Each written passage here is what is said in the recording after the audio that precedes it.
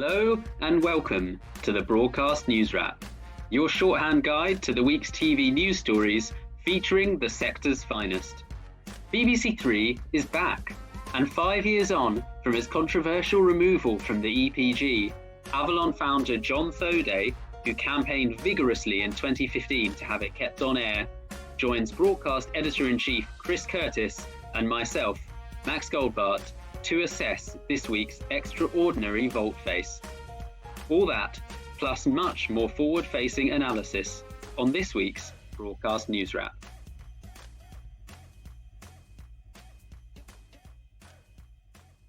So, BBC Three back after 5 years in the online wilderness. I'm delighted to be welcomed this week by the founder of Avalon, Jon Thoday, somebody who campaigned for BBC Three not to be taken off linear in the first place all those years ago. Jon, you must feel rather vindicated with the news this week that BBC Three is returning as a TV channel, considering the work you did in the middle of last decade with Jimmy Mulville, which actually involved a potential bid for the channel alongside the campaign. How are you feeling about this decision?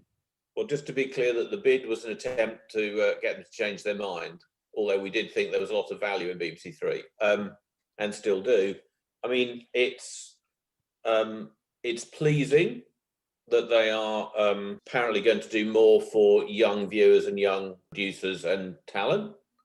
But I think, as we said at the time, and I still think, that really it's the level of investment in content for young viewers and produced by young talent that matters. So the announcement of bringing BBC Three back to linear, I don't know whether that is sufficient to patch up the hole that's been left by the lack of investment in the future of the BBC over the last 6 years. Firstly, I'm very pleased they've done it. It's obviously positive, but I also think that at the time when we were arguing whether linear had a future, the main argument was the level of investment and the fact that they then reduced the investment, and I think last year announced increased investment to a number that is still below what they spent annually 6 years ago. Is that part of it's incredibly disappointing, because I was looking at the numbers and I was thinking, positivity aside, the lost investment in the future over the last 6 years, if you take that as a number, if they were to increase the spend on BBC Three to 200 million a year, it will still take them 8 years to get back to where they were 6 years ago. And I would say that is very, very worrying. That's the hole that needs to be plugged. So I think this is a positive step forward. I think I'm worried it's too little too late. And I think they need to go much, much further. They've got a massive black hole that needs to be filled to support diverse, young, new talent. And I really think it's the thing that the BBC should do more of and most of. So that's my fear. It feels to me like there's a bigger drive. I think one of the big problems with public service at the moment is there's such a big drive towards nations and regions, which comes with a giant cost, right? So I think one of the things they said about this is a lot of the spend has to be in the nations and regions. So the 80 million that they're spending a year, which is less than what they spent in 2014, the value you get out of 80 million is less because there are increased costs to producing in nations and regions. And I think that between the BBC and the government, they have to solve the problem of nations and regions in a different way so that more money can be directed towards new talent and new programming and young viewers. I mean, I don't know whether linear will work again. There's no Family Guy on BBC Three now, gone to ITV2. It's a very, again, we said at the time that if you let Family Guy to go to ITV2, you destroy BBC Three anyway. If you haven't got the plan. They had Russell Howard, Family Guy, and EastEnders, if I remember rightly, as the three, things that supported the channel. They've got no Russell Howard, he's on Sky, they let him go. They've got no Family Guy, it's gone to ITV2. And EastEnders, looking at the ratings last Friday, is massively in decline. So how are you going to make a linear channel work again? I mean, it took them years to get to where they were 6 years ago. So I am positive, but I'm worried. And I think that if I was the BBC, I'd be really worried about the hemorrhaging of young viewers. And I think they've got to spend more money. I personally think the government and Ofcom need to require the BBC to spend a certain amount of money on that sort of programming. But John, would you accept with the new DG that this sign is that putting BBC3 back on linear is at least a sign from the new regime, from Tim Davies, that this youth challenge is very much on his agenda, that he's conscious of it? I am positive, right? And I do think it definitely is on his agenda. But I often think what people do at the beginning of it is a given that you need to spend more money. Everybody knows that. They know that. And they're spending less now than they did 6 years ago. The cost of programming's gone up. Yeah. There are nations and regions requirements. There are all sorts of other things one's got to do now. So the value you get out of your money is less, not more. They require more rights for their money. So the producers find it hard to finance programming under the new terms of trade for young talent. I also wonder, John, though, clearly BBC3 lost momentum when it went online, and it certainly stalled its growth. It didn't seem to me to undermine necessarily the quality of the content. And I wonder what your I would say that BBC3 has had some outstanding content over that period. And I wonder whether if they can keep, I appreciate what you're saying about the volume of money and spending more. But if they do spend more, if they can maintain that same level of quality and that same ability to generate hits, and they've now got a linear window. Look, I don't want to sound like I'm a happy clappy BBC press officer, but it strikes me that if you can, one of the issues I think was they were always making really good content, but some of it got lost in the ether without the support of a TV channel, and that might in and of itself be a step in the right direction. I completely agree it's a step in the right direction, but I'm saying that unless I'm very wrong about this, there is a hemorrhaging of young viewers away from the BBC. No, that's undoubtedly true. So I'm just suggesting how you fix that, Yep. And it isn't going to be fixed just by making sure the few shows that they're making that work. And let's face it, a broadcaster should have shows that work. The BBC should have great shows that work, but it also needs enough young viewers. So that means enough shows and enough hours of shows to actually make a difference. So, and the only way you can have more is spend more. There isn't some magic. Having the channel is helpful. I wonder how helpful. Yeah. Because I don't know whether they've got enough high volume shows that linear channels work in volume, and they did have volume, as I say, with Russell, Family Guy, and EastEnders. And I guess I don't know what the thing is that they get. When they made BBC3 work, one of the things was the acquisition of Family Guy at significant cost. So they had to go and buy a non-UK program because we don't make programs in big enough volume. So interestingly, the weird thing is that the way the world has gone is that volume is less important now for an SVOD. So you've got a weird juxtaposition here, which is, in the end, only fixed by money. It's got to be. I'm not being critical. I'm saying that. No, it's completely. I'm basically saying that the government, and I would blame the government, not the BBC. The government can't say to the BBC, you haven't got enough young viewers, if the government doesn't also require the BBC to spend money on young viewers. Because it's very happy to make the BBC do lots of other things. It doesn't ever seem to focus on content spend. It really. Yeah. And what's the thing that gets cut? Content spend. That's what gets cut at the BBC when there are problems. It's not infrastructure, because cutting infrastructure is terribly hard, and no one wants to do it, and people lose jobs and things like that. So I'm concerned. And pleased. I'm concerned it's too little too late, and I'm pleased that they've done it. And I think Tim Davies, Charlotte, they're absolutely doing what they can with the resources they've got. Well, they might have a bit more money for young people if they weren't being obliged to cover the cost of free license fees for a portion of the older community. It's such nonsense that firstly, I think older people should have their licenses paid for by the government. It's not the BBC's job to handle that. That's a political battle that the BBC lost.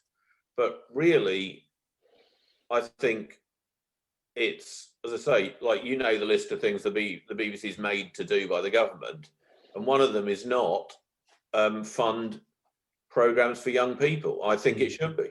And do you think? I think I agree that the iterative increase in BBC3's budget is most likely not enough. £80 million just looks quite thin, especially in today's inflated prices. Are there other areas of the BBC budget that you think is ripe to be moved over to young viewer spending, or is it ultimately a conundrum that's too difficult? I'm not privy to the details of the BBC budget, right? But I do feel that if you are running a business or an organisation I don't know what's their total revenue, 4 billion or something like that a year, I forget, right? But I would suggest that 10 to 20% of the money that an organisation has should be development to the future, not necessarily delivering programs over and over. That's what we spend. We spend 10 to 20% of everything that comes into Avalon on development to the future, and we're a commercial organisation. A public service organisation arguably should spend more because that for me is the answer. That's why I came up with the number of 300 million. That's a conservative 10%, right, of the revenue spent on the future. I just hope that the BBC doesn't think, well, we've increased the budget of BBC3 and we've restored the linear channel, and that's going to be our offering for young people, because I think it's incumbent on BBC One, BBC Two, to a lesser extent BBC Four, but certainly those two mainstream channels as well, to be ordering programming that feels like it is specifically aimed at, if not maybe 16-year-olds, but young adults, in a way that for a long period of time the sort of BBC One strategy around collecting young viewers was, well, we order big mega shows. And those shows scoop up youngs as a matter of course because they're watched by everyone, and Strictly, they always point to Strictly, and I think on BBC Two you'd point to things like Top Gear, as was actually, and that's moved to One, hasn't it? The Apprentice skews young, and they would always say, well, we've got these shows that are watched by millions of young people, which I think in and of itself is fine, but I think that it would be a shame if the renewed push on youngs was sort of confined to the BBC3 ghetto, that narrow space, and that it wasn't an integral part also of the wider content plan for the Beeb. And it is also interesting that in some ways the BBC is trying to edge away from channel, having its content and creative decisions made through the prism of which channel something plays on, and trying to move towards a more channel agnostic approach from a creative point of view, from a ideas point of view. And so I wonder whether part of Fiona Campbell's job, as well as being BBC3 channel controller in inverted commas, the only channel controller that will sort of remain in that way, is to sort of be a youth czar and a kind of champion for youth programming right across the corporation, and the extent to which that's part of her remit, we don't know yet, but I would hope that it is. Well, I kind of agree with what you're saying, in that I think you have to divide. We've got Strictly, it delivers youngs, as they call them, right? For me, that's sort of slightly irrelevant, right? Because they come for Strictly, they leave after it. There's not a program that you're not launching something off the back of Strictly that might be a future. I'm interested in innovative work that could be the future, whether it be on the BBC or on Netflix or on Channel 4 or on ITV or anywhere. And innovative work that hopefully delivers for young viewers, but also delivers for the future of UK broadcasting. And I think that the more money that can be diverted into that direction, the better. And then I think that actually, weirdly, that's a point of competition that the BBC can win with Netflix really easily, because they're spending money on something that Netflix simply doesn't. I mean, they do a tiny bit, but hardly at all. Right? So they weirdly do for stand-up comedy. Yes, yeah. But they really don't. Apart from that, it's just not. And Netflix is moving more and more towards what I would call broad network programming that really delivers the numbers. So with established talent, right? With established talent, it's a great point. For me, the BBC needs to solve the new talent thing, and it needs to solve retention of that talent when they grow, so they've got enough big returning series for the audience as it gets older. And it's just a case of turning the juggernaut towards something which might deliver slightly fewer audiences now, but in the future will deliver massive audiences for a hopefully healthy public service sector, and the BBC in particular. But I fear if they don't do it soon, it's going to be pretty bad. The people I've spoken to over the past, when this was first floated about a year ago and onwards, have seen the return of a linear channel as more of a symbol than anything, giving young viewers making them feel like there is a home for them at the BBC, rendering the fact that linear viewing habits are going in a different direction not so much of an issue. But it does seem ever so slightly perverse, doesn't it, John? I don't know if you have any further thoughts on that. Well, I think that it is. I mean, I don't know the answer as to whether they know whether they can bring a linear channel back successfully. I think it is a bit. I mean, I think saying that young viewers need a sort of home at the BBC is a bit patronising, frankly. I think young viewers are better at finding new things than anyone else. Whether 50 years ago it was young viewers finding Blackadder or whatever it was, right? It tends to be young viewers that find new things, where it doesn't matter whether there was only 2 channels, 100 channels, or SVODs, right? It's always been young viewers. So I think that the idea of bringing the channel back, I don't know whether it's the solution, putting aside money, which we talked about a lot. I think that really the notion that people watch things when they want to watch them is absolutely correct, right?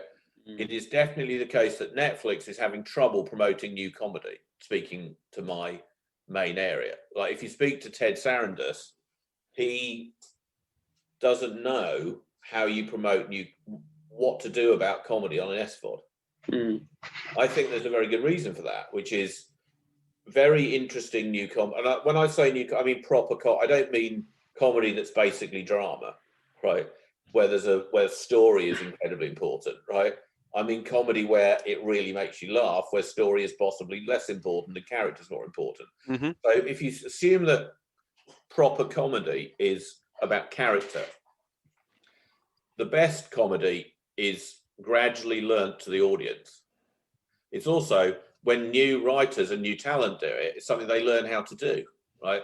If you go, I like this script, I'll make 10 episodes, here it is, a few things happen. One is the audience has to get it immediately, and then they probably don't. Then they run away from it and it doesn't get picked up again. That's got a number of effects. One is that the people that originated it don't get to learn how to make comedy. They don't know, because the script to screen in comedy is one of the most difficult journeys in television, right? And I think with an SVOD and stacking, it's a real problem, like, for new comedy. And actually new comedy tends to be the thing that in the end becomes the biggest thing. So I think that a channel could be brilliant for comedy if used right. So the show which gets bad reviews on day one, but it turns out that the critics are wrong about, has a chance in linear. It's interesting, isn't it, that in theory the Beeb could have a foot in both camps with iPlayer and the channel, and might be in a position to exploit the better elements of both those platforms. It's interesting that a hot show at the moment on Disney Plus is WandaVision, which is being dropped weekly. And so I don't think it's necessarily the case that it's quite as binary as some people suspected, that we were all going to move towards an on-demand era, and the linear schedule would simply be blown out of the water. But it is, my instinct about BBC3 being returned as a linear channel is that it will help some high-quality BBC3 content cut through more effectively into the wider consciousness, but it will generally do that amongst a demo that isn't the BBC Three target demo.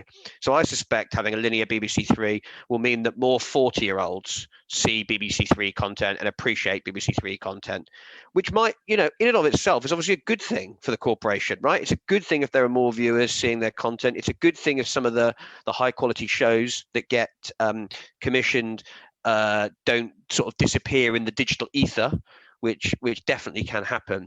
But I'm not sure that bringing back a linear channel, let's say for the lower portion, for the 16 to 24-year-olds, I'd find it really hard to believe that 16 to 24-year-olds are going to be swayed by being told that their particular show is on at a particular time on a particular day, because I just think that's anathema now to that younger generation. Yeah, I think that's I don't know if it's anathema, because if the show is hot enough. Yeah, true. I mean, look, you would say Love Island, wouldn't you? Where that's something they tune in every night. And if something's hot, they'll go to. It doesn't matter whether it's on a linear channel or you have to go and buy it. It's. So the question is, will a linear channel have enough young viewers all the time to be able to launch something that's in volume that they do want to go to? Because that's the point of it, is cheaper launching of new innovative stuff, right? You might, if it's what you just said, which is just a way of older people to watch younger programming, then that's a bit disappointing, right? But because they're not the opinion formers, right? Yeah. If that's why I go back to the lack of Family Guy. Because there's so much Family Guy, you could go to BBC Three as a young viewer, and it was young viewers watching it, and go, I'll just watch it a bit, that kind of thing. So it's useful. I think it'll be interesting to see whether they treat the BBC Three schedule in the way they've traditionally treated the schedules on the other channels, which is, the feeling that, you have to have origination sort of round the clock, and you need to commission to slot, because obviously the BB's moving away from all that. So I suspect that even though BBC Three is going to have broadcast hours, and Max, you might need to help me here, starting at 7 p.m. and running through till midnight or something like that, probably originally 4 a.m. but 4 a.m. Well, I don't know how many viewers they're going to pick up. Well, you know what young people are like, burning the midnight oil. But I wonder whether there'll just be a few select originations most nights, and they'll need to work out whether they do repeat EastEnders or what the equivalent of EastEnders is.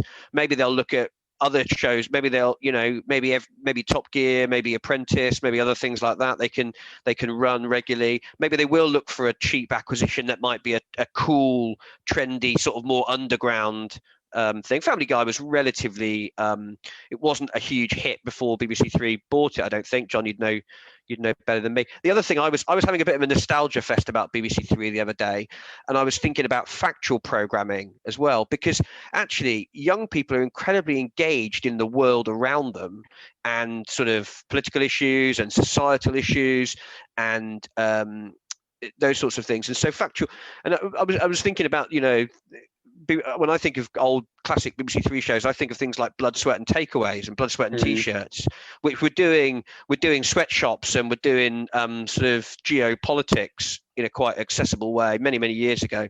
And shows like Last Man Standing, which was kind of like, entertaining and had a bit of travelogue in it and a little bit of kind of gentle sort of anthropology, and was incredibly engaging and entertaining as well. And there have been, over the years, lots of great shows, I think, that were produced under the BBC Three banner. And it feels to me like that used to be quite a wide range. And over the years, with the budget cuts and the move off linear, it became narrower and narrower. And I would hope, money allowing, John's point, and I think ultimately it is the key factor, but money allowing, that that kind of breadth to BBC Three programme might return. We can debate endlessly about linear SVODs, but in the end, it's what to spend the money on. And how much have you got, right? And actually, how much you allow people the buyers, namely who buys the show. Like, I was interested to see whether they were in the new no controller environment, which seems a bit bizarre now, given they've still got 3 channels. But anyway, whether they would have a much flatter commissioning structure, i.e., instead of it all sort of going up to the top, whether they do, at Netflix, a lot of people have buying power. Consequently, you get lots of different tastes, right? At the BBC, in real truth, not many people have got commissioning power. It's on one hand. So you've got a vast number of people not commissioning shows. And Netflix, you have a vast number of people commissioning shows. If it doesn't go well, they lose their jobs. So for me, one of the, like what you just said about BBC Three in its heyday, is actually it was a place where there was somebody who was relatively allowed to get on with it, right? Commissioning from lots of different, quite interesting producers, a lot of quite interesting things. That they're allowed to fail a lot, you know, and being allowed to fail is the most important thing, I think, about a public broadcaster. The difference between a commercial broadcaster and a public broadcaster is the license to fail and therefore have innovative success. And I think the only way to do that is to let a number of people make the decisions. So if they're now bringing a channel back, does that mean that Fiona is all powerful? Or does that mean that one genre head is all powerful, which I also don't really adore? I was quite surprised by the fact that Fiona retained BBC Three rather than becoming like youth controller, or we mentioned this earlier, something that had a more like broad approach to BBC youth programming.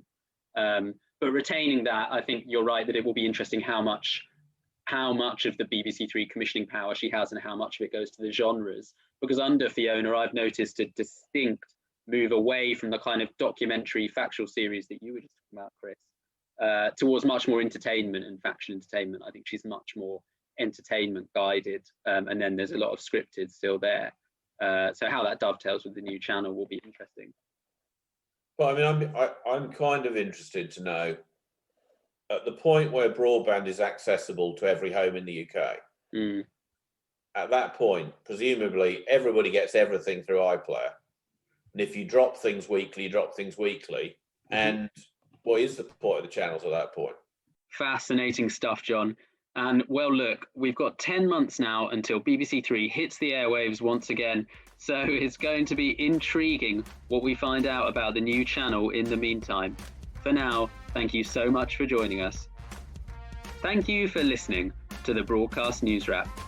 I've been senior reporter Max Goldbart, and you've been listening to Avalon founder Jon Thoday and broadcast editor-in-chief Chris Curtis. This podcast was edited by me, Max Goldbart. You can check out all 36 episodes of the pod on Spotify and iTunes, or on our website via www.broadcastnow.co.uk.